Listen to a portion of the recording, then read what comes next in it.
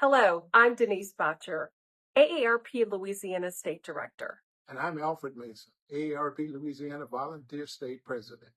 AARP is the nation's largest nonprofit, nonpartisan organization dedicated to empowering people to live life on their own terms as they age.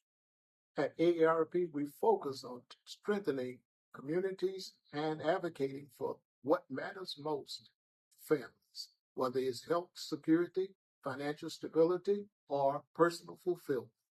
Here in Louisiana, we know that fraud is a serious issue for our members, and it's not just about losing money. It's a violation of trust that can have long-lasting emotional effects.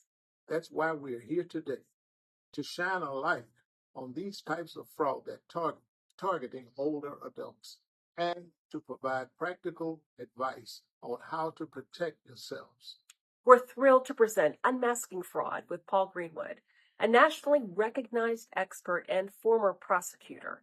He'll share valuable insights on the latest scams and how to safeguard yourself and your loved ones. We'd like to extend our thanks to our community partners, including the Advocate, for helping make this event possible.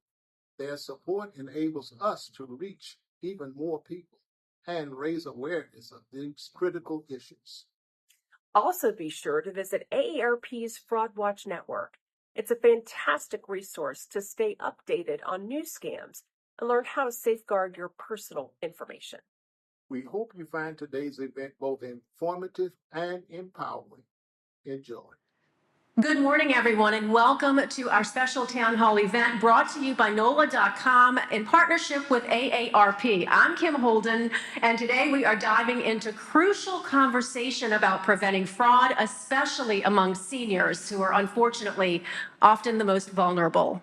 You know, when I was asked to host this, I said yes immediately. And there's a reason for that because of my own experience with my parents. I have an 84-year-old mother, an 88-year-old dad, and yeah, it's unbelievable how they get targeted for senior fraud. I'm an only child, so I'm on it. I'm on top of it, but I could just go on and on. Facebook Messenger, they get crazy messages about government programs where they can get money. They get phishing emails. They get phone calls. If I didn't stay on top of it, there's no telling what could happen. I actually caught my mom writing a check to an Indian tribe school in South Dakota. And I said, what in the world is this?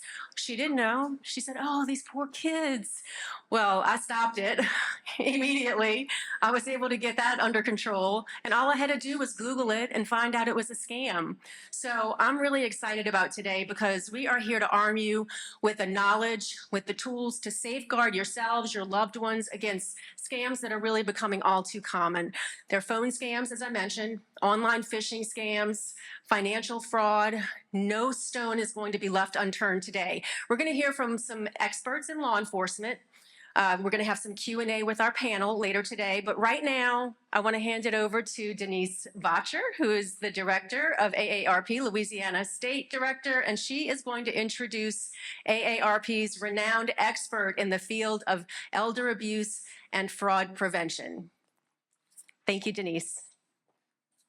Thank you, Kim.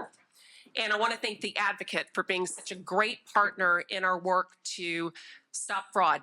We have been doing this work for several years now, trying to reach as many people as possible across the state. So as Kim said, I'm Denise Botcher. I'm State Director for AARP Louisiana. And welcome to our Unmasking Fraud event. I hope you're as excited as I am to learn some new ways of handling fraud, just besides, deleting the call that comes on your phone, right? So we are bombarded with all of those messages. But we'll be learning about some strategies, some tactics, how to share that with our friends, because that's incredibly important that we share it with our networks, and just innovations to combat fraud in our daily lives and in our state. AARP has a long history of protecting older adults across America. And we started this fraud work here in Louisiana probably about 8 years ago. And we have really gained a lot of traction. And that is because we have the best communications director leading that work. So I want everyone to thank LaTanya Scott. She's at the back of the room. I know you've been seeing her. She has recruited nearly 25 volunteers to work across the state in educating older adults about fraud and scams. And because of her work, that is really why we're here today. And I would like all of our Fraud Watch Network volunteers to please stand. I know some of you are here today, not all of you, but some of you are here today. So I'd like for everyone to give them a hand as well. So they are just actually a small representation of all of those folks across the state. Our keynote speaker today is a man who truly needs no introduction to the world of fraud prevention and prosecution. Paul Greenwood is a renowned expert whose work as a former deputy district attorney for San Diego County has set a gold standard in elder abuse and fraud protection. During his 25-year tenure, Paul prosecuted over 600 felony cases of financial exploitation and abuse, becoming a leading voice in the fight against fraud. His approach combines deep legal expertise with a strong commitment to protecting the most vulnerable members of society. And his work not only holds perpetrators accountable, but also empowers individuals and organizations to better understand and prevent fraud. Earlier today, before I think all of you were enjoying the resource fair, we convened law enforcement and legal experts in the field of fraud here in New Orleans and across Louisiana. And I commit to you today that AARP will still be that convener to bring people around the table to make sure we're doing everything possible to keep our older adults safe. So we are incredibly fortunate to have him here with us today. So Paul, thank you. Please join me in welcoming Paul Greenwood.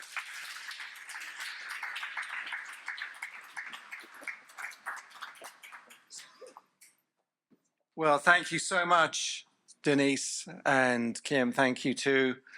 And I want to thank also my professional colleagues here for being here today, as well as AARP. And I'm so glad to be in New Orleans with you for so many reasons. One of the reasons is because of all the coffee I've drunk around the United States, the best coffee in the world is PJ's. It's true. So I was just thrilled when I saw PJ's out here, and then you had it in here. So thank you very much. So I'm going to share with you in the next 40 minutes or so tips that I've learned in the courtroom from having prosecuted fraudsters over a 25-year career. Now I get the opportunity to share those lessons that I've learned with a different type of audience. So hopefully, there we go. So it takes all of us. It takes, for example, the bank employee. It takes the hairdresser. It takes the postal carrier. It takes the Meals on Wheels delivery person. It takes you. We're all in this together as fraud fighters. And that's why we're here this morning. And what I'd like you to do is, once you've learned all this information that I've shared with you, I want you to pass it on to somebody else, because you never know. That tip that you pass on today may prevent heartache in another person tomorrow.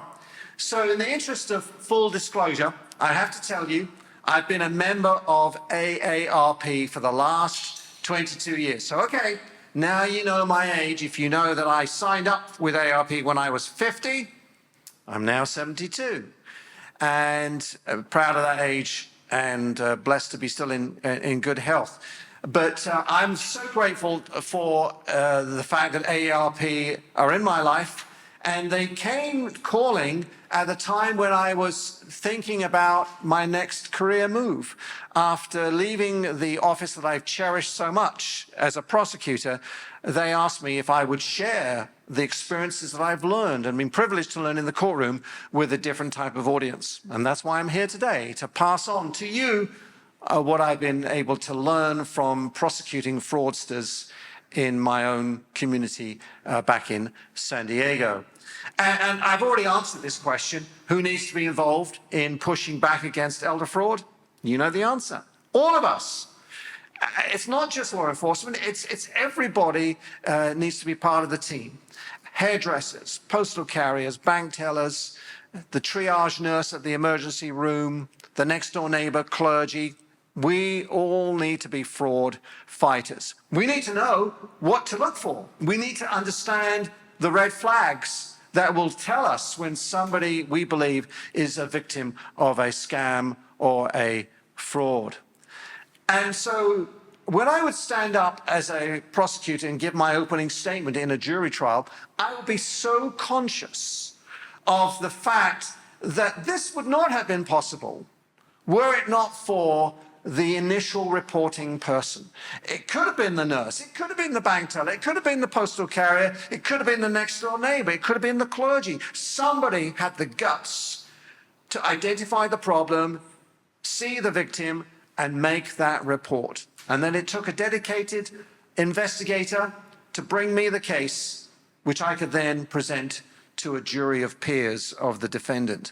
So we're all involved in this. And you know, I love this slide because it reminds me of when we work together in synchronization, amazing things can happen. And I compare that poster, working together to move forward, to the first time I ever went in a two-person kayak where I am not in sync with my partner sitting in the kayak. Because you know what happens when you're not working together in a two-person kayak? All you do is go around in circles. But when you work together, great things happen. But we want you to leave today with a certain amount of knowledge and reassurance, and then you can pass that on, hopefully, to your neighbors and friends in your community. Because you see, I want to introduce you to Will and Arve, who are friends of mine. They live in San Diego, and Arve, unfortunately, is a resident of the memory care unit that my mother-in-law, who's 95, is living in. It's a locked unit. Will lives in the assisted living part of that same place. Will is convinced that Arve is in the memory care unit because 2 years ago, they became victims of the Amazon scam, and they have been defrauded out of $710,000. Over a period of 3 days, Will was instructed to go to 2 different Chase Bank locations in San Diego County to do 4 international wire transfers. And Will is a very educated, articulate individual, and there's no cognitive impairment. And I know some of you are thinking, how could he have fallen for this? We've got to change that language. We've got to change that mentality. It's not about him. It's about how clever these crooks are at convincing us all psychologically that there's a problem, we've got to act on it immediately. And so within a period of 3 days, 4 international wire transfers, all of their life savings vanished, and they can't get it back. And Will is convinced that Arve is in memory care because he saw a dramatic decline in her cognitive abilities over a 2-year period.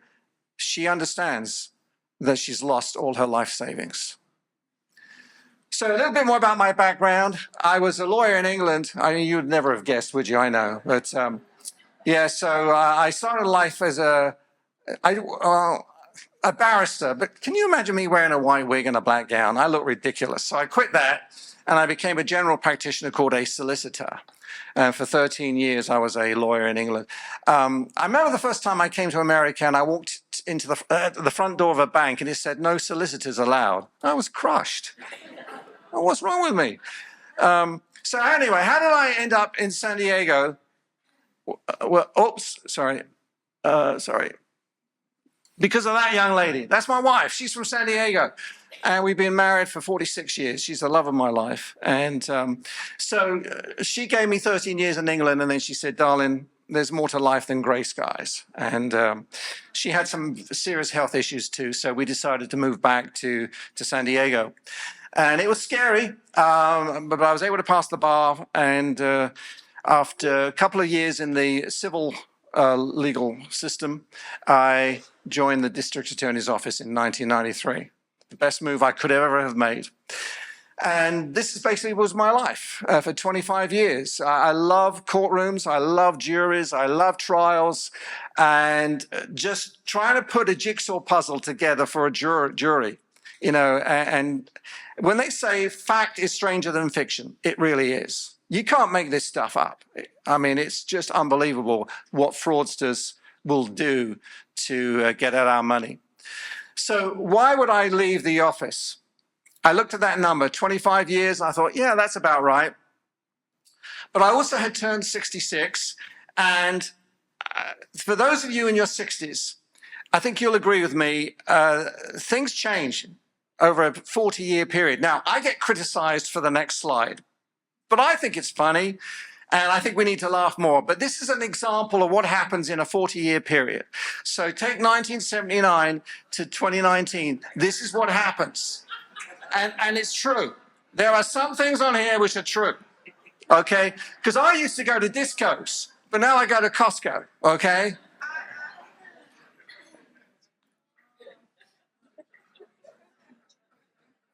So there we go. Some of you younger folks, this is what you got to look forward to, trust me. This number also impacted my decision to leave. No, this is not my county pension. This was a headline in 2018. And I just want you to absorb this for a moment. And I was getting more and more calls in January and February of 2018 than ever before. And this is what I was being told. Mr. Greenwood, we're seeing a huge increase in the number of suspected cases of elder fraud. Can you come out to our jurisdiction and spend some time with us and help us sort of galvanize the agencies? And I realized if I was going to do that, then my day job would suffer. Fortunately, I had been mentoring a younger, far more talented prosecutor than myself over an 8-year period, and I knew that the time was come for me to pass on the baton to him, and he's been doing a phenomenal job. But my journey began in this whole arena in January of 96. I'd been in the office 3 years. I got called into the boss's office, told that there was a major problem that we were not investigating or prosecuting called elder fraud, and that I needed to do something about it. And it became my assignment for 22 years. And it's very unusual for any prosecutor to devote so many years to one type of prosecution. And I've been asked many times, why did you spend so many years just on one type of case? I said, well, that's actually quite easy to tell you. There's 2 reasons, and here they are. This is my late parents. My dad, sadly, was diagnosed at the age of 79 with Alzheimer's and passed away at the age of 92 with advanced Alzheimer's. My mother passed away just before COVID hit, aged 96. Here's my dad in a memory care unit in southern England.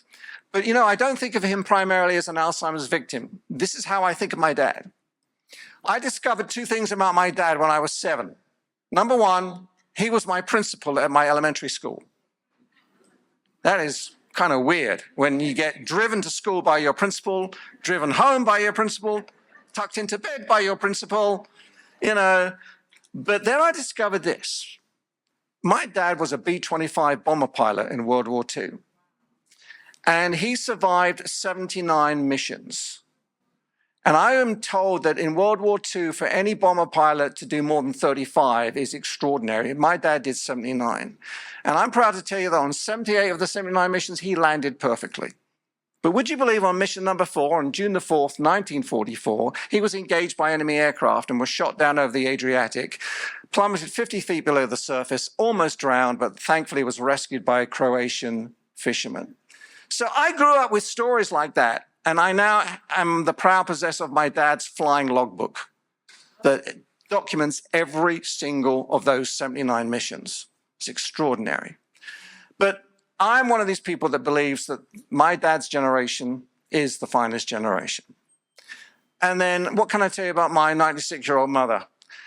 If you think Margaret Thatcher was tough, you've never met my mother. And I always wondered, how come you're so tough, Mum? Well, she survived the Blitz. and the bombs. And anyone who does that is tough. So I'm a great believer in this. And so when I started doing these cases, and I realized that many of my victims were World War II survivors, it lit a fire in me, and it still hasn't been extinguished. So back to January of '96, they gave me everything a prosecutor could ever hope for, except one thing. Nobody was bringing any cases. And this was puzzling to me. And silence is a big problem today with fraud fighters. We have got to try to break down this barrier of silence. And you know, where does the silence come from? Apart from you, where does the silence come from? Who is being silent about the fraud? The victims, exactly. So this poster I stuck on my wall at the prosecutor's office, and every morning I would look at it and go, okay, Greenwood, what can I do today to break through this barrier of silence? And sometimes it meant driving over to a mobile home park and talking to the residents, sometimes talking to postal inspectors, sometimes going to the banks, credit unions, going to the local hospital. Whatever it was, I needed to engage with my local community to start getting people to talk about this problem. And gradually, we started to break down the barriers. But Canada, they said it well. They said elder abuse thrives on silence. You know what I've noticed with these fraudsters? They are so arrogant. They're so cocky. And one of the things I used to love as a prosecutor is when we would catch them and bring them to court, that smirk, I would make sure would come off their face because they have finally realized, oh my gosh, I got caught. The former Attorney General for Kansas has called it the silent epidemic of our time, and it's true. So I was learning this because this was all new to me, but I was learning there was a crime and it was going unpunished, predictable, and affecting rural and urban areas alike. But it's also escalating. And we know it's escalating just simply because of demographics. Today in America, you know how many people will turn 65? That number. No wonder people are worried about their Social Security, right? And we're all living longer. And I finally figured out the secret to living to be 100. Do you know what it is? Eating Smuckers for breakfast. Oh, you didn't know that? It's true. It's true. 106, look. 104? But my best centenarian of all time is this lady. Now, I'm not endorsing it, but it's a true story. She lived in England to be 103, outliving 3 of her primary care physicians who kept telling her, stop smoking. Now, I've never prosecuted in Louisiana, but I just for a moment want to switch from financial fraud to physical abuse, because there's a connection between physical abuse of older adults and fraud. I believe I know who the #1 suspect of physical elder abuse in Louisiana is, because I believe that human nature is the same in Louisiana as it is in San Diego County. And I'll tell you who he is. This guy. He's a son. And that's who he is. And I base it on a profile of so many cases that I've had the privilege of prosecuting over the 22 years. Living at home with his widowed mother. He's addicted to drugs, alcohol, or gambling. And because those addictions cost money, where does he get his money from? His mother. You know what the first thing he steals from his mother? Jewelry. Because he pawns it in the local pawn shop. He always claims to be unemployed. And I've spoken to the mother so many times and said, how come your 46-year-old son is living with you, but he's not working? She says, he tells me he has a medical condition. So let me guess. He's got a bad back. And she goes, how did you know? I said, it comes from sitting on your sofa 8 hours a day playing Fortnite. And I know I'm being a little cynical here, but it's true. And there's a lot of fraud that goes on with the physical abuse, because when mother finds out that her engagement ring from her late husband has been pawned, she gets upset. And there's an argument. Do you know what he does? He pops her in the eye. And she ends up in the urgent care or the emergency room, and 911 gets called, and that's how I got involved. Tennessee says, what do you call someone who abuses an 8-year-old woman? Son. So there's such a need for all of us to recognize the red flags. And when you recognize them in your community, in your neighborhood, in your place of worship, in your family, then we need to do something about it. We need to put in a call. But these are some of the huge red flags that I have uncovered and discovered along my journey. Isolation being one of the biggest. Suspects, fraudsters will isolate their victims from their family, from their friends, from their communities. What about a new friend who emerges, maybe from the internet, or I've had relatives suddenly popping up out of the blue on the doorstep. The nephew, the niece who hasn't seen their aunt or uncle for 20 years, and they suddenly pop into their lives. What's that about? You see a change in the behavior of your best friend. Your best friend comes to you and says, can I borrow $400? Because I need to make my utility bill payment. Red flag. And you find that somebody who's been with their same bookkeeper, tax preparer, or attorney for years suddenly changes their professional advisor. What's that about? So it's important to educate ourselves this morning and others. Just to give you an example, just when you think you can trust somebody, right? One of the last cases I got involved in, Chase Bank manager, stealing 300 grand from elderly customers in San Diego. You know what she was doing? They would come into the bank and she would spot them a mile off. She'd say, oh, Harold, come into my office. What brings you in today? Well, I need to withdraw $600 in cash. Okay, no problem. You fill out the withdrawal slip. I'll take care of it. He stays in the office. She goes and takes the cash withdrawal slip and on the way puts in another zero. Gives him the 600 and she takes the $5,400 for herself. That's how she accumulated $300,000. And she chose very carefully. She chose the victims that she knew lived alone, that didn't go online banking. She knew exactly who to choose. So what I'm going to give you very quickly over the next probably 25 minutes is my top tips based upon real cases that I've prosecuted. I used to start with 10. I've now got to 20. So I could go to 40, but time doesn't permit. And as I say, over 65% of all the cases, including homicide, sexual assaults, and neglect, involve some component of fraud as well. Interestingly enough, we're now calling it a public health concern, fraud committed against older adults. And for good reason. Just like I showed you with William and Arve. Arve's mental health has deteriorated significantly because of the impact of a fraud on her life. Okay, tip number 1. Please choose a caregiver with great caution. Please don't ever hire through a newspaper. Don't ever hire through nextdoor.com. I'm on nextdoor.com. It's a wonderful, useful resource. Do any of you use nextdoor.com? Some do. It's like a community, local neighborhood watch. But people actually put on there, hey, I need help.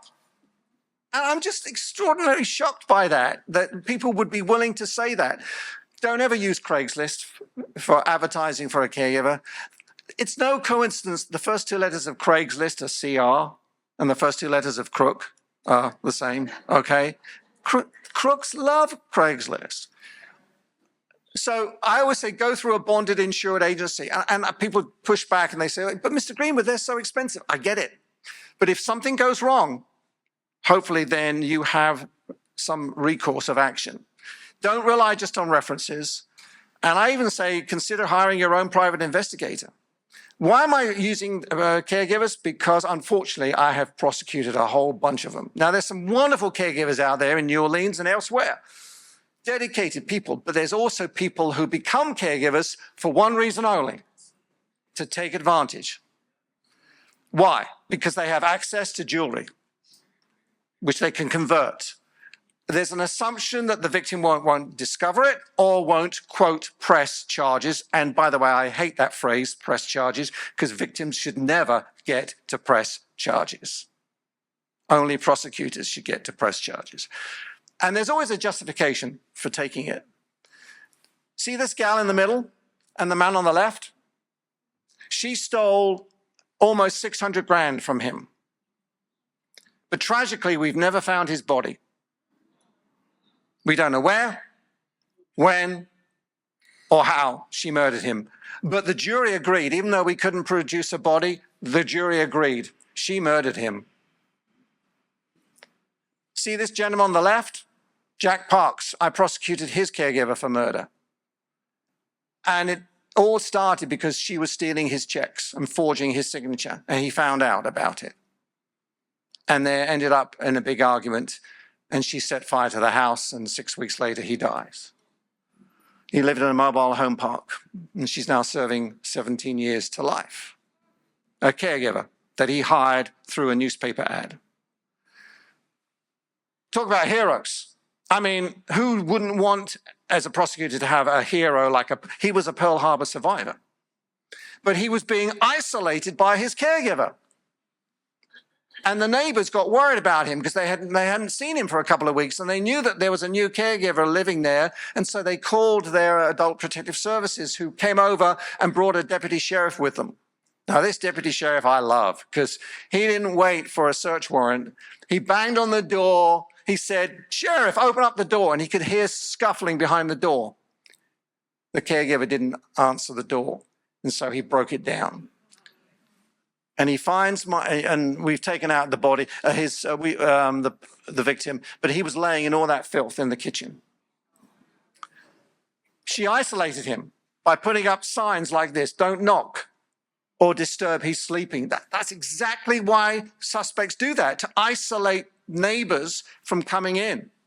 And why? Because she was stealing all his money. That's what we found in the back bedroom, because she was using his debit card at the ATM every week. My first case, caregiver, she was a professional thief out of Las Vegas, came to San Diego, worked for a caregiver agency, but they didn't bother to do any background check. Tip number 2, please keep an inventory of all your jewelry and keep your jewelry locked up. Now, I've given you some clues on who steals the jewelry. It could be a family member. It could be a caregiver, but it could also be somebody in your home who's there for a legitimate reason. I have prosecuted carpet cleaners. One of the guys, you know what he did? He stuck the high-powered vacuum into the jewelry drawer and sucked the jewelry down the pipe into the truck. Another one, termite fumigator. Do you have termites in Louisiana? What a brilliant job if you're a crook. Because what am I asking you to do? Give me your keys, leave, and don't come back for 72 hours. And by the way, I'm going to put a tent over your house so nobody can see what I'm doing. So what did this fumigator do? It went around to the houses and stole the jewelry. Which prosecutor wouldn't love to have 7 victims like that? These are all my victims. They were all victims of the jewelry thief.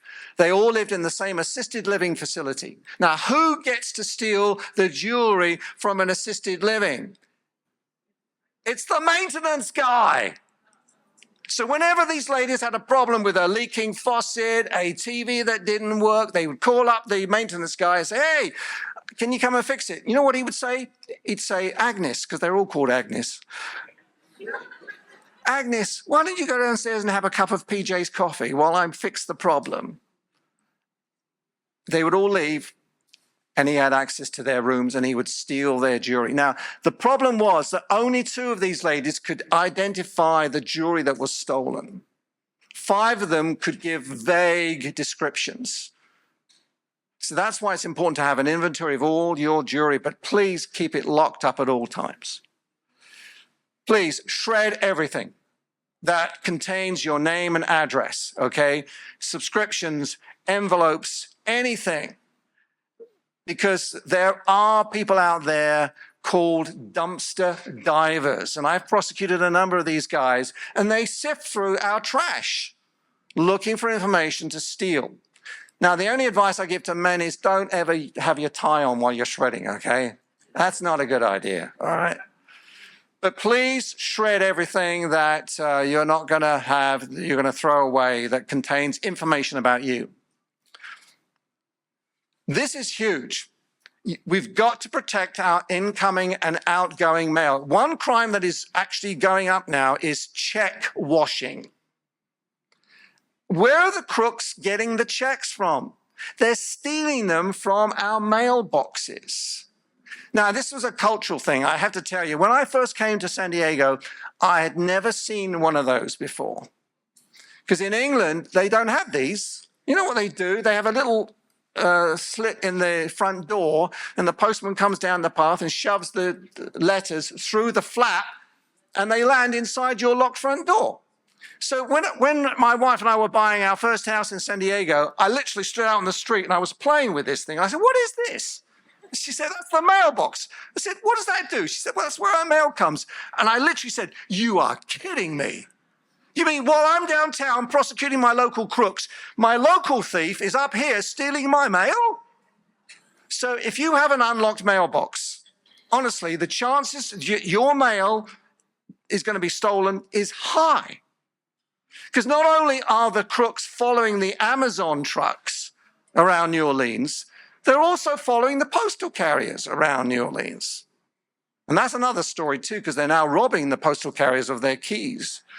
And that's frightening in itself. So please do something if you can to make sure. And if you have an homebound neighbor who puts out their outgoing mail with a red flag, don't let them do that. I'm convinced that that red flag was invented by a crook, because it's just tipping off the crook. By the way, if you are a victim of the porch pirate, do me a favor and put a sign in your front window saying, "These premises are under video surveillance." Now, you may not have a camera, but the crook doesn't know that. And it only costs $3. And then buy another sign from the hardware store that says "vicious dog." Okay? That kind of scares them too. So talking about the mail, please protect your mail. I always say consider renting a P.O. box. One thing about checkbooks, and I know with a younger audience, they go, "Excuse me, what's a check?" I know. But we still use checks. Next time you order checks from your bank or your credit union, do me a favor. Ask them only to put your first initial and your last name. Nothing else. Nothing else needs to go on your checks. Okay? But you sign your checks with more than your first initial. At least that might give the banker the tip-off if, in fact, somebody's trying to forge your signature. And try to collect your checkbooks directly from your bank or your credit union rather than trust it in transit, because that's where some of these checks get stolen from. How many of you use informed delivery from the United States Post Office? A few of us do. It's brilliant. It's free. I urge all of you to use it. What is informed delivery? You can sign up for it. And what it does is it sends you an email every day during the postal week showing a photograph of what is in your mail. So, for example, that was one of the, I think actually it came from AARP. They'll send me an email showing me the photograph of that letter. So if I'm expecting a check, it will show me a check that's coming in the mail. And if it doesn't show up, I know somebody's stolen it. So that is really a great fraud prevention thing, okay? Or a fraud detection thing. This is also important, getting credit searches on yourself. You know, so many of us are victims of identity theft. How many of us in this room have been victims of identity theft by a show of hands? Because I have 3 times. What about you? Yeah, several of us. The problem is many of us don't know today whether we are a victim of identity theft. And it sometimes takes 3 or 4 months before we ever find out. One way we can find out sooner is by doing credit searches through those agencies And if you're willing to do it, and I do it, there's a website called annualcreditreport.com. It's safe, and we need to do it. But one more thing, you need to consider freezing your credit. If you're not going to be using a new department store card or looking for a car loan or buying a new house, it's worth doing that. And it's not permanent. You can unfreeze it. It might take 4 days, but you can unfreeze it. So it is definitely worth considering freezing your credit, because that way it's another layer of protection about not becoming a victim of fraud. Obviously, landlines, and again, younger people say to me, what's a landline? I know. But landlines are good, and most of them have ID on them. If you don't recognize the number, don't answer it. But even if you think you recognize the number, be very cautious, because crooks will mimic real phone numbers, such as your local police department. Now, I hope I got this right. Does that look familiar? Thank you. What is it? Police. It's your local non-emergency New Orleans Police Department number, is it not? So if you get a call from this number, be very careful. Be extremely cautious. Don't give out any information, because the chances are that it's not the New Orleans Police Department calling you, even though it's their number. It's a crook pretending to be Sergeant Jones from the New Orleans Police Department, okay? And that's how so many of my victims became victims, because they believed they were talking to their local police department. Now, this is just me, but I like keeping a whistle by the phone. I like giving these crooks an earache, okay? But it's also good for oxycizing. It's good for the diaphragm. Deep breath, blow as hard as you can. It's fun. And then, of course, we're all getting robocalls on our smartphones, and there are ways that we can reduce that level by getting apps, an app on there. This is going to ruin your day. You'll never win the foreign lottery. Okay, I promise you. Don't believe the guy. But unfortunately, in San Diego, we've had many, many victims, such as this gentleman who lost $280,000 to the Canadian lottery scam. Look at this email that I got from a retired Catholic priest, former Army chaplain. He lost $41,000. And I went to my office and I said, you know, the local police department, they're overworked. They're not going to be able to follow this. Can we follow it? And they said, yes. So I got an investigator and we followed the money. And it ended up in Greenville, South Carolina. This is the crook. And we didn't know who he was because he used a bogus name and to open the account. But this is him taking the 41 grand out from my victim. But there was something very special about this young man, his neck, all his tattoos. So we sent this photo to every single law enforcement agency within a 50-mile radius of Greenville. Bingo, 3 weeks later, we found him and we extradited him back to San Diego and prosecuted him for elder fraud. And then I got a victim who thought she'd won $1 million from Pepsi. And she was given a check for virtual Las Vegas to pay for the taxes. And so she cashed it and withdrew $3,700 to pay, and then realized 3 days later this was a bogus check. That's what they do. By the way, the IRS will never call you. And if, in case you didn't hear me, they will never call you. And in case you didn't hear me, they will never call you, okay? So just blow the whistle down the phone, okay? And how many grandparents in the room? Yes, me too. I got twin granddaughters, right, at 12 years old, so I know they're not in jail. Well, they shouldn't be. They're in school. I promise you this, your grandson will never call you from jail. But if he is, let him stay there. Okay? Because we all know about the scam where they're going to ask you to bail your grandson out using prepaid gift cards. I mean, who's ever done that? Unfortunately, here's one of my victims. She was being driven by a taxi driver from her skilled nursing facility, because she couldn't drive, 7 times to the bank and then to the store to purchase gift cards. And there she is buying the gift cards, and there he is on the phone to the other crook. And now we've got this. The crooks are now asking you to purchase cryptocurrency. This is a Bitcoin ATM machine. You're going to see so many more of these in days and months to come. They will be in your local supermarket if they're not already. And do you know where they are in your area? Well, there's just a few of them. And they're spreading up everywhere. Gas stations, liquor stores, convenience stores, supermarkets. How can you be a fraud fighter? I guarantee you that 95% of people who use the Bitcoin ATM machines are victims of fraud. If you're going into a liquor store or a supermarket and you see an elderly person standing confused in front of a Bitcoin ATM machine, do me a favor and tap them on the shoulder and talk to them, because the chances are extremely high that they are being defrauded by somebody. And you know they're being defrauded because you ask them, do you have your cell phone with you? And they'll say yes. And you'll say, is somebody on the phone right now? And they are. Because the suspects will always be on the phone with the victim to make sure that the victim carries out the transaction.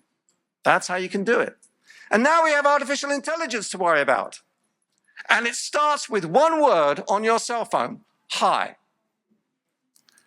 And then you engage in conversation with this person. Sorry, who are you? And then they'll start talking to you on texting. And before or not, you exchange photos. And then she tells you that she lives in Beverly Hills. And the reason she lives in Beverly Hills is because she's discovered cryptocurrency for investment. That's how it begins. This is all artificial intelligence created.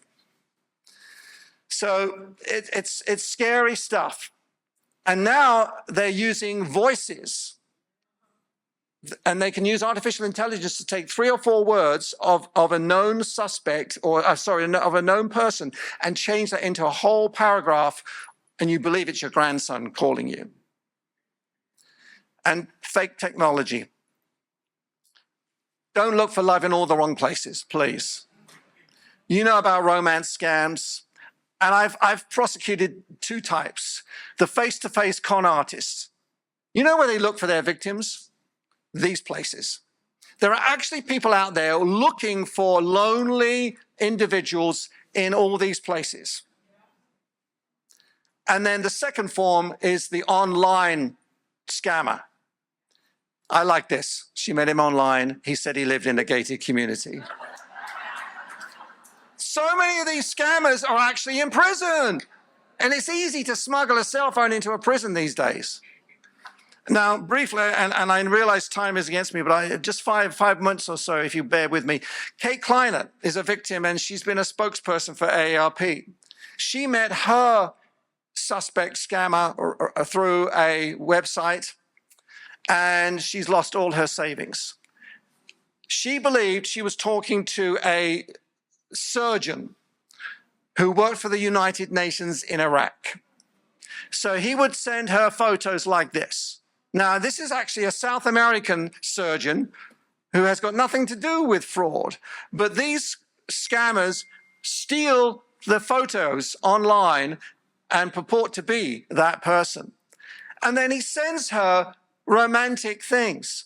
When I first saw you, I was afraid to talk to you. When I first talked to you, I was afraid to like you. When I first liked you, I was afraid to love you. Now that I love you, I'm afraid to lose you. She fell in love with a man she had never seen before. And the reason he could never do FaceTime, because I work for the United Nations in Iraq, it's against security protocol.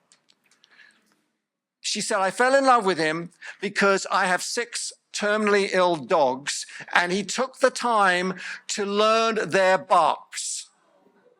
She said, I fell in love with a man because he could identify Duffy. Oops, sorry. Whoa. Slow down. Oh, see, that's their way of saying, get off the podium, Greenwood. So she. Anyway, she lost. Sorry, I don't know what's happening here. Okay. He promised to come to Philadelphia to meet with her. But he, of course, it was all fake. By the way, he asked her to send her the money for the airfare. After she lost all her life savings, her air conditioning unit packed up and she didn't have any money to pay for a new one. So she got an old plug-in out of the cupboard and it shorted and it caused an electrical fire and she lost her whole house. And all those 6 dogs died in the fire. This is the ripple effect. And sometimes this gentleman from Virginia, the victim of a romance scam, committed suicide last year. So we've got to warn victims because some victims become money mules. They actually become the conduit.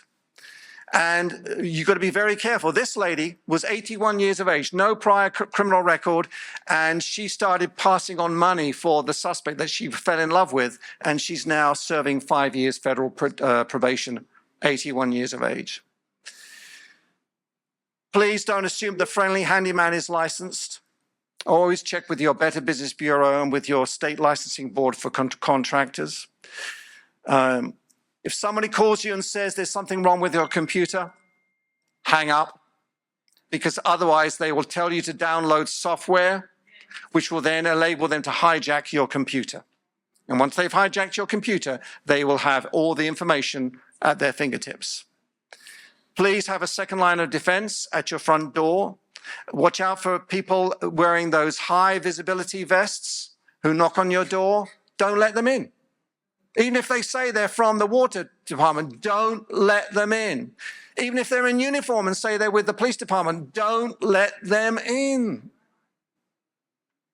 You say, no, I'm going to call your agency and check with them. You don't have to let them in. These 4 did let in somebody who had a plumbing uniform on, and unfortunately they were all defrauded. He claimed to be from Roto-Rooter. This lady let open the door to a vacuum cleaner salesman, and he literally kidnapped her and put her in the trunk of her own car. This gentleman, why do I call them gentlemen? This crook portrayed himself as an FBI agent. Now, we do have an FBI agent in the room, a real one. I've checked him out. He's real. But this guy wasn't. But he defrauded my victim, showing a fake badge and gave her a fake business card. And he called himself Ross Walker. Isn't that a wonderful name for an FBI agent? Hey, my name's Agent Ross Walker. And he told her to go to the bank and withdraw all her savings. Thankfully, she didn't do that. She called the San Diego police and discovered he was a crook. Don't leave your purse in your shopping cart, ladies. This is happening all the time. And we're getting people who are having their wallets removed from their purses out of the shopping cart. And now we're getting people who are doing purse snatching in the parking lots as well. So be very careful about how you protect your wallets. Don't leave it in the shopping cart. If somebody offers to update your living trust or promise you a better return on investments, be very careful. There's lots of crooks out there, and there are lots of frauds out there. I won't have time to go through it with you now, but just be careful. Always seek advice. There's no emergency. You don't have to make a decision. Check with your professional advisors before you do anything. This guy went around the mega churches in Dallas and Fort Worth. Look at him. Nice white teeth, beautiful gray hair, charisma, everything going for him. But he's an absolute crook. And he's now serving 3 life terms for stealing over $32 million from elderly Christians in Fort Worth and Texas. Don't give to a charity that calls you. You make the connection yourself, because many of these are fake. If you're considering recommending somebody to have a conservator or a guardian, be very careful. You may want to read this article called How the Elderly Lose Their Rights. And there's a phenomenal documentary called The Guardians. You need to watch that before you ever consider choosing somebody to be a guardian or a conservator over a family member. If you receive an email saying that your subscription has been auto-renewed, do you ever get this email? What is it with the Geek Squad? I always get these Geek Squad. These are all fraudulent emails. And you go, hey, I didn't order that. They want you to call the number. That's how they get you. Don't call the number. Or you get something like this. Your service expired today. Just delete it. And then recently I got this apparently from PayPal. I'm not with PayPal, just delete it, okay? These organizations will never solicit you. Only the crooks solicit you. Delete. And if you get a text saying your delivery was unsuccessful, you get that, don't you? Saying this delivery failed. They want you to think, oh my gosh, I'm missing out on something. Well, they call that FOMO, right? Oh gosh, I've got to get this package. No, delete it. And then if you receive a call asking for medical information, especially around this time of the year, for those of us on Medicare, we're getting bombarded. Just ignore it, okay? Because they want your information. So the final thing, can you spot the clue that shows that this envelope contains something fraudulent? So here's the envelope that my victim received. It's a real address in Chicago from Pepsi. But look to the right. Some of you can see it in the front. What is it? It's French. This didn't come from Chicago. It came from Montreal, Quebec, which is one of the big boiler rooms of North America. So that's a red flag right there. And then this letter from the IRS. There you go. This came from the Lottery Claims Department. When was the last time the IRS had a lottery? And they said, congratulations, you've won $950,000. I don't think so. The other clue is that these crooks don't know how to spell. So this is not a lottery claims department. This is a lottery claims department. And then the 4 texts. All of these are fraudulent, but these are all texts that you might get. And they all show hallmarks of being fraudulent, sometimes with a spelling mistake, sometimes with the grammar, just sometimes it looks weird.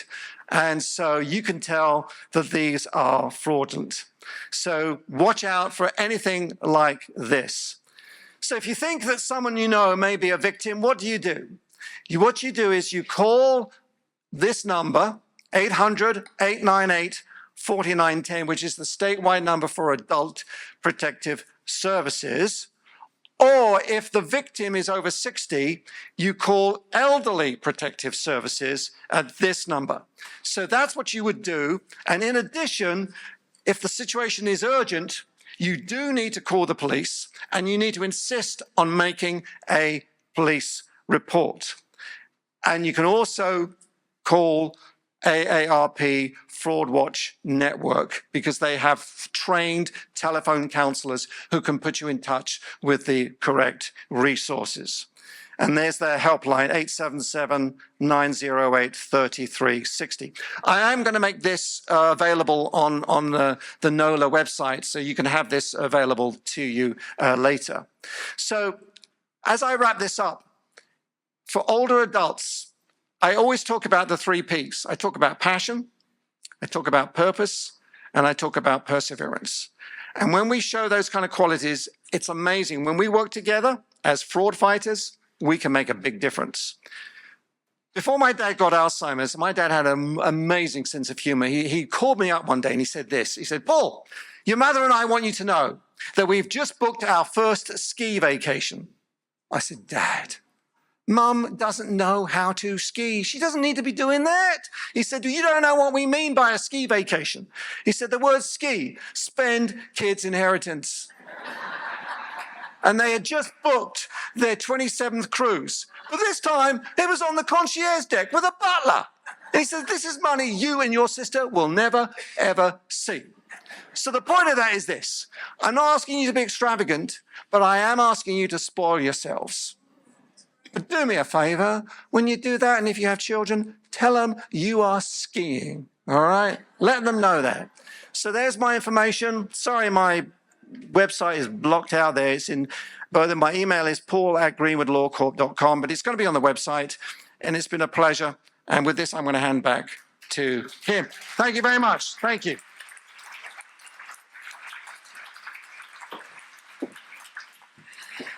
Oh my gosh, how amazing was that? I think we all need a copy of that slideshow so we can take it home and see it again. Okay, so now I want to, thank you very much, Paul. Now I want to invite the other panelists to the stage. Paul, Greenwood. I don't think I need to introduce you anymore. I think we all have a great idea of who you are and your expertise. Supervisory Special Agent Clinton Epperson. He's the real FBI. Oversees the complex financial crime squad for the FBI's New Orleans division. 20 years of law enforcement experience, SSA Epperson has investigated a range of critical cases, including cross-border drug trafficking along the U.S.-Mexico border, also public corruption, civil rights violations, and before joining the FBI in 2011, he served as a police officer with the Springfield, Missouri Police Department. Welcome. Mike Dupree is the director of the Public Protection Division at the Louisiana Attorney General's Office with over 18 years of dedicated service to the state. For the past 6 years, Mike has led the Department of Justice's efforts to safeguard Louisiana consumers from unfair and deceptive trade practices, ensure equal access to housing, and represent the state in antitrust litigation. And prior to this role, he actually served as Deputy General Counsel for the Louisiana Board of Ethics. Welcome, Mike.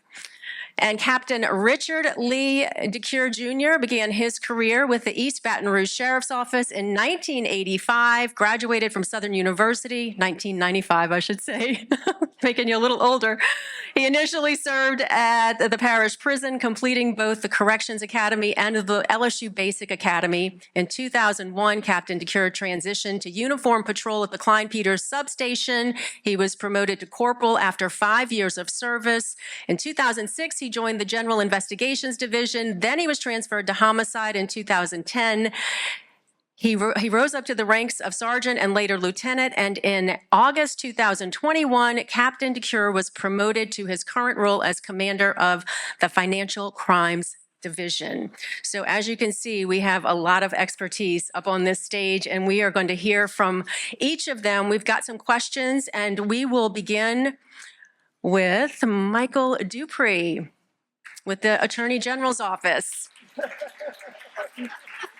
He's asking for applause. Okay, Mr. Dupree, could you explain the role of the Public Protection Division in combating fraud, particularly in relation to senior citizens, and what proactive measures are being taken at the state level to help protect this vulnerable group?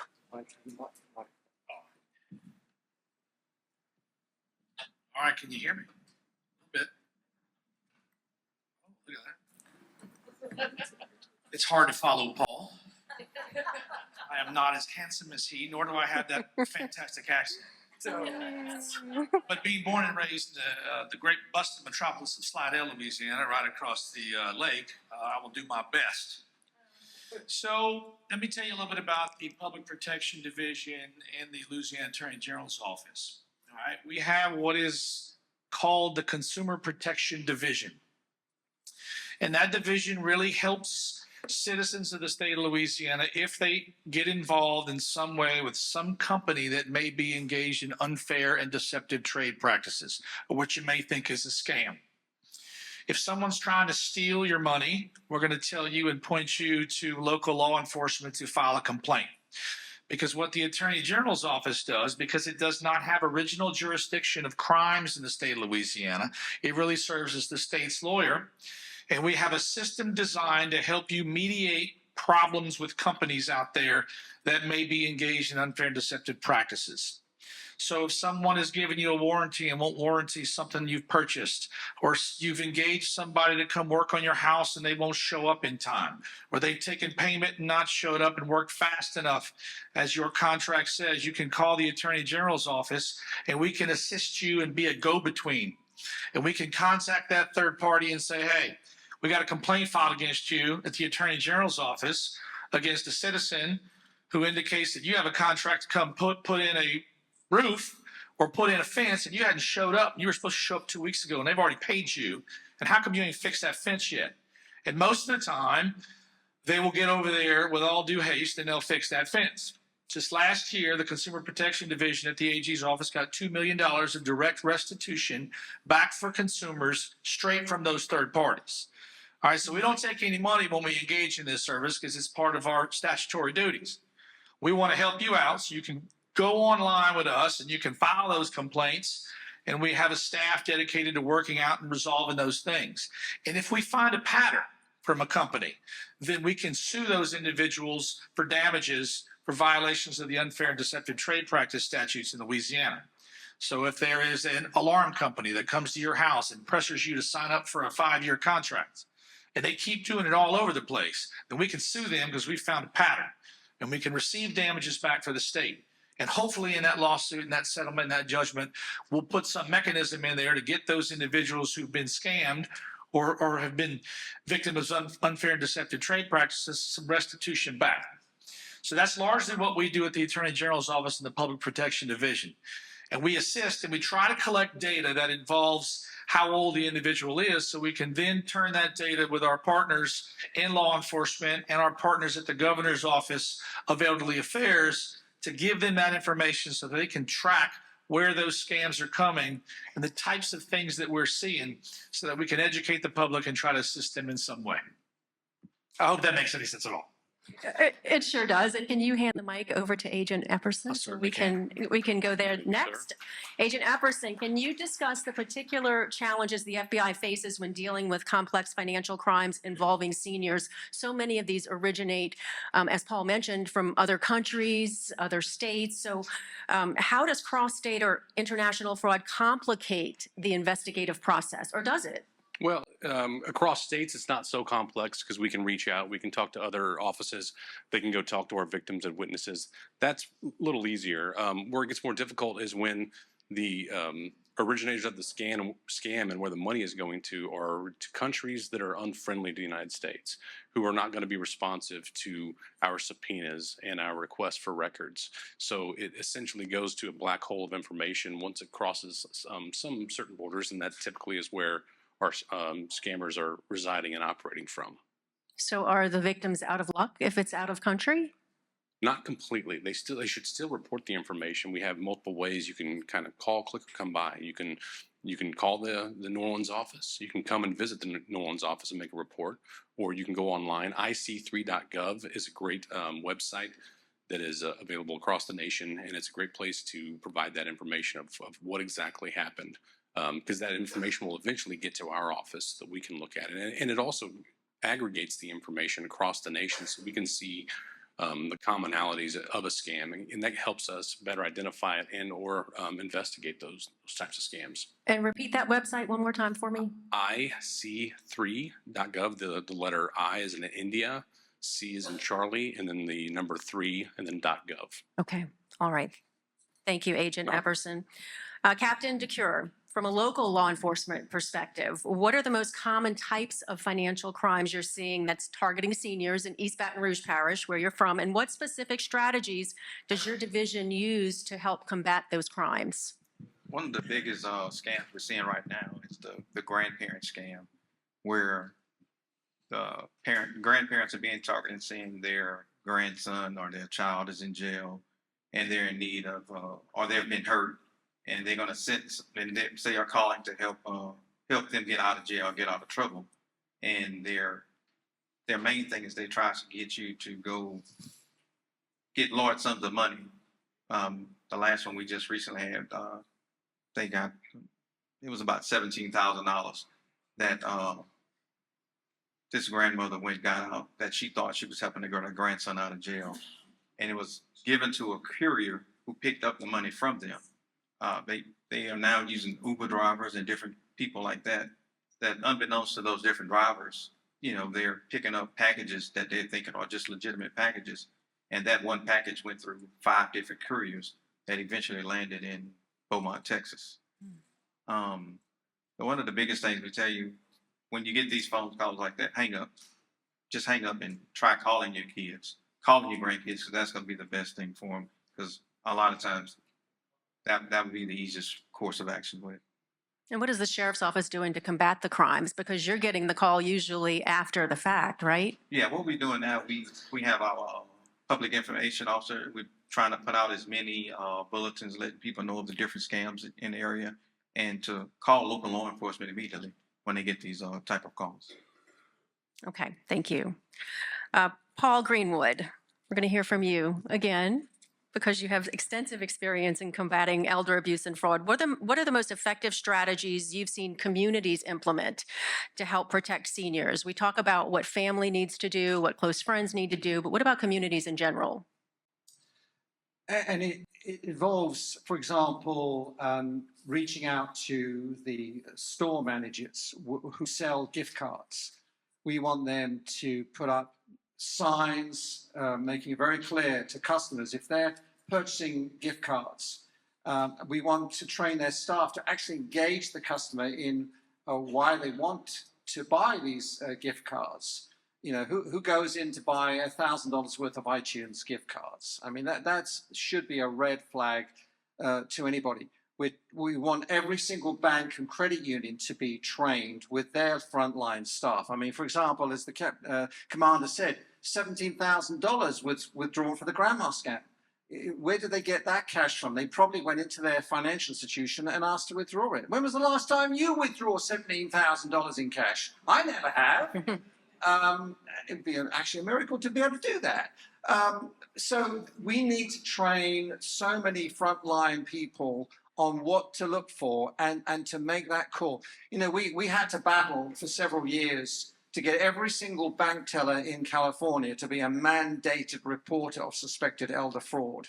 And once we got that through, and it took 3 times because the bank lobby was very powerful, we were able to get the number of cases identified, so many more, because now the banks were actually picking up the phone and calling local law enforcement when somebody came in and withdrew $17,000 in cash. We need to get people like Uber more to train their drivers. If you get a call to pick up a package, maybe you should be asking some questions about what's that for and where's it going. I think that we're training our kids, or our kids are telling me, Dad, you're too nosy. I'm not nosy, I'm inquisitive. And I think we've lost the art, well, there's 2 things we've lost the art of. We've lost the art of writing letters, and we need to write more letters. And the second one is we need to be asking more questions. And when we ask questions, that's when the red flags will appear. So it takes a community effort. And I know you touched on some of these victims who, one of the ladies ended up in memory care because she lost all of her money. Somebody else committed suicide. They lost all of their life savings. Talk a little bit more about the psychological impacts of fraud on elderly victims and what can communities offer to help victims recover, because the recovery could take forever. Exactly. And this is one thing I try to address with judges at sentencing on fraud cases. They would say, well, Mr. Greenwood, this is not a violent crime. And I said, Your Honor, I beg to differ. Fraud is a violent crime because it has so many ripple effects on the life of the individual. There are victims psychologically who will withdraw, who will get depressed, who will not eat, whose lifestyle may be impacted to the point where they have to move from their home. I was just with a victim 4 weeks ago in Montana. She was a victim of the Amazon scam herself. She went from a 2,800 square foot home that she adored to a 500 square foot apartment. And she says every day, I cry because of the impact of this fraud on her life. So we're still discovering the damage that it does to people. I think that needs to be conveyed when it comes to sentencing these fraudsters. Okay. Agent Epperson, what advice would you give to individuals to help them recognize the signs of sophisticated fraud schemes, such as investment fraud, online scams that maybe might not be so obvious? Okay, let's take this one at a time. As far as investment fraud, some of the hallmarks are outrageous returns that are far and away above the average rate of return for that stock, that item that they're purchasing or investing in. Can you remind me about some of the other ones that you talked about? Also online scams. Okay. So one of the things, and Paul touched on it, is that typically your scam is going to involve a crisis, right? That's how it starts off. They have to grab your attention. They have to get you worried. And as soon as we start worrying, we're in that heightened state of stress, we stop thinking as rationally and calmly and thoughtfully, right? So very sophisticated. They'll start off with the text scam, which the slides touched on. A pop-up screen is going to come up saying something's wrong with your computer. Call this phone number. Well, that you're calling the scam artist, right? They're going to direct you. They're going to create the crisis, and then they're going to immediately give you the solution. And invariably, the solution is separating that person from their money, right? So they're going to start off with a phone call, directing them to the tech support, and then they're going to walk them through steps. Depending on their level of sophistication, they're going to have multiple phases. First, you're going to talk to an IT person that they're going to have you download software so that they can do a virus check, right? But actually, they're just in your computer looking around. They're going to say, well, let's make sure your bank account's not been compromised. So they're going to get you to open up the bank account. So now they know where you bank. So they say, okay, you work, you XYZ bank. Now I'm going to transfer you to the fraud detection department of XYZ bank. And then you're going to talk to that person. And all the while they're building more information, learning about you and figuring out how much money they can take. And then oftentimes it will turn into, okay, now the XYZ bank person will say you've been a victim. So they'll push you to any one of the federal agencies, be it the FBI, DEA, IRS, FTC. They'll just, it's going to be it's going to sound vaguely familiar. And then you're going to talk to a quote unquote agent. And then the agent is going to be usually the last step in separating that person from their money. They're very sophisticated though. We have information that some of these cells of scam artists create their own software just to monitor where you're at in the process. So they have a narrative, right? They've created this narrative of a tech problem to the bank, to the federal government, right? And they're going to make sure they know where you're at. And they're very sophisticated, and they're very effective. So it sounds like for financial investment fraud, if it's too good to be true, it usually is. Yeah, right? And that's an easier one as far as because oftentimes it is a human being, right? The people that are they're actually going to be here giving the pitch. That's a little bit more difficult to suss out. But usually it's the returns, the rate of returns, or the guarantees, and you're never going to lose more than X. When it sounds too good to be true, it is. But oftentimes, the victims aren't of one demographic or of one educational level. They're all walks of life, all walks of education, all walks of experience are falling victim. And I think we saw that with Paul's demonstration with his slideshow. People who are really smart absolutely are getting scammed. Judges, doctors, lawyers, the people that we hold up in our society as the most educated, and we assume that they are, and they typically are, but they can fall prey to these scams just as easily. Very scary. Okay. Captain DeCure, could you share some insights on how victims of financial fraud can better cooperate with law enforcement? Because you need the cooperation to help bring the perpetrators to justice. This is a really important question. What information is most crucial when they first report a crime? It's kind of a two-part question, two-part answer. The biggest obstacle we are actually trying to overcome with them is the embarrassment of it. Because most people don't want people to realize the mistakes they've made. But some of the most important things that we need are the numbers that they call from, your bank account records. A lot of times, they're gonna continue to target you, continue different calls to you just to get that information to us from the numbers that they've called from, and to have the banking information readily available so we can see what was taken, so we can try to follow the money to see where it actually went. Okay. They need their ducks in a row. Yes. When they call, just to make it a little bit easier. Okay, Mr. Dupree, given your experience, what legal trends are you seeing in fraud cases today? And are there any new laws or any regulations that we should be aware of that would help protect consumers from fraud? I don't know that there's anything new after the past session that would necessarily help consumers specifically. The laws that we have on the books now are pretty vague and pretty all-encompassing, so I can fit anything I really want underneath there because I get to determine what is unfair and deceptive, and I have to go to a judge and a jury and just kind of paint a story for them and tell them, does this seem right to you? I mean, it's awful funny that they keep saying these things and they're only delivering this. So the way it's written now is vague enough where we can kind of encapsulate anything we really need to if we have to go to trial. What have I seen recently?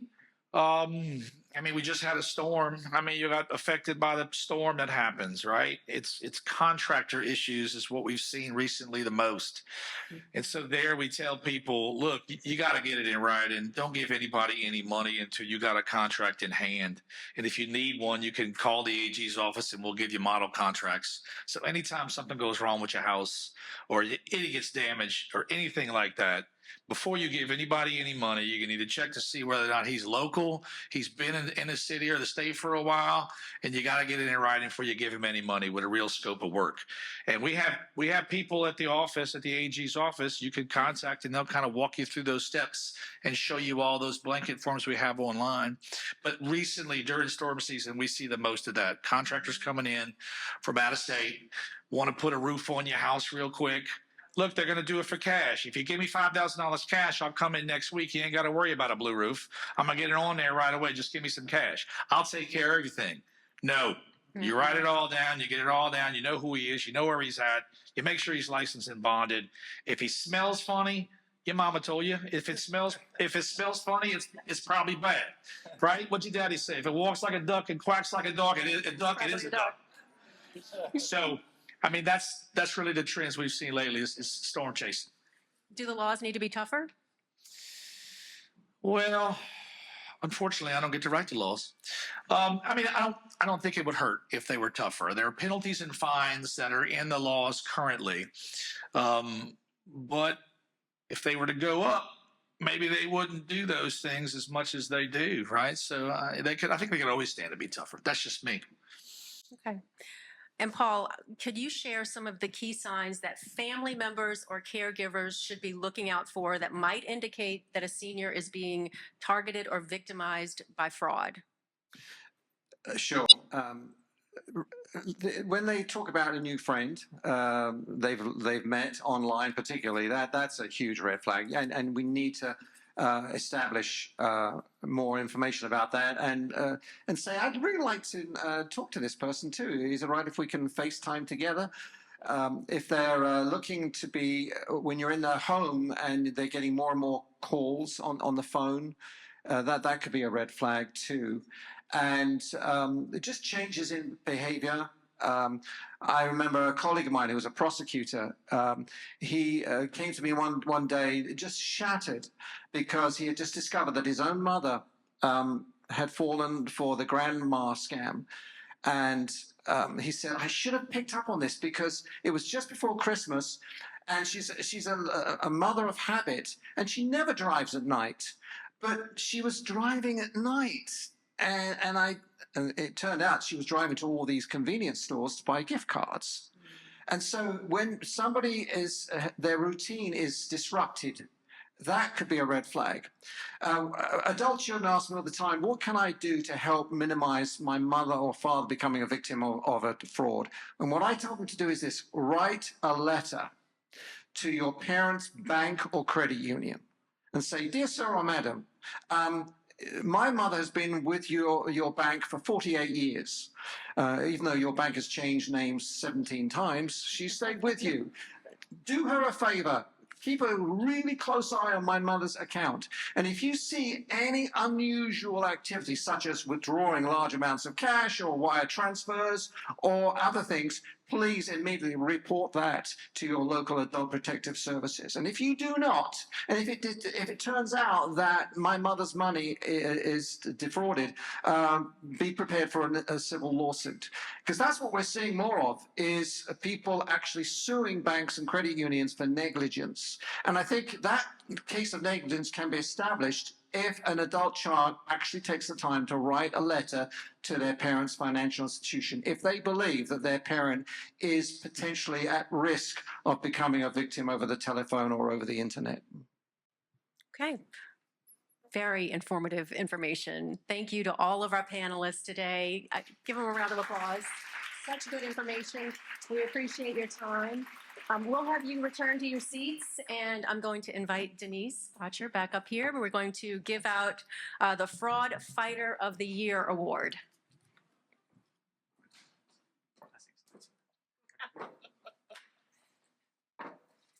Thank you so much, Kim, and also to our panelists. I know that was a wealth of information. Sometimes you think you know it all, but you realize you don't.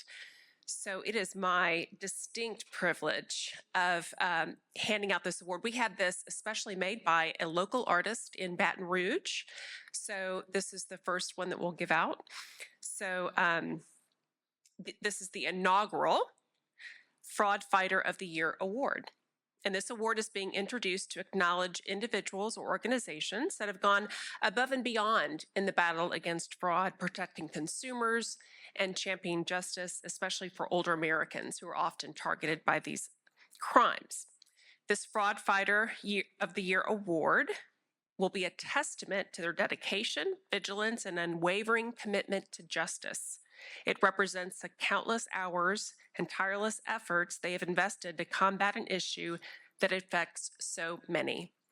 So on behalf of AARP Louisiana and everyone gathered here today, it's my great privilege to present the AARP Fraud Fighter of the Year Award to the Louisiana Attorney General's Office. And accepting this award on their behalf is Mike Dupree. So please join me in congratulating the Attorney General's Office. Would you like to say a few words?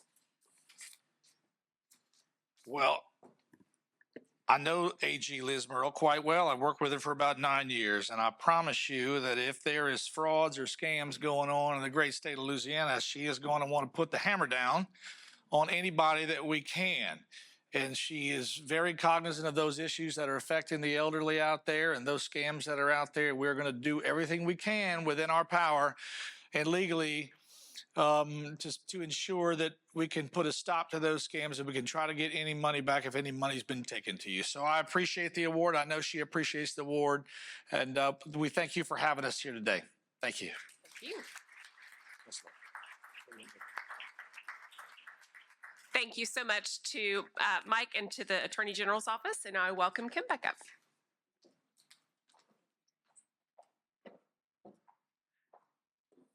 Okay, that is it for our panel today. Thank you to all of our panelists for their invaluable insights. And thank you to you, the audience, for being so engaging and listening. And really, I know a lot of you are taking notes, so it's a lot to think about. But thank you for being here. It's clear that the battle against fraud, especially targeted at our seniors, requires vigilance. It requires education. It requires the community to look out for each other. So we hope today's discussion has empowered you with the knowledge, not only for yourselves, but for your loved ones, and to protect them against predators who perpetrate these crimes. And we also want to extend a heartfelt thank you to AARP and NOLA.com for organizing today's event. The information shared here today is vital for building stronger defenses against fraud and scams. And now we're going to invite all of you to head to lunch. It is a great opportunity to continue this conversation informally and not so formal. We can have, lots of good little conversations at the tables, ask more questions if you have them, and just talk about what you've learned today with your fellow attendees. Lunch will be upstairs. There are elevators, there are stairs, they're accessible from the lobby towards the front of the building. So let's keep the conversation going. Let's build a community that stands strong against fraud. And I thank you. We all thank you for attending, and we are looking forward to seeing you upstairs for lunch. Have a wonderful afternoon, everyone.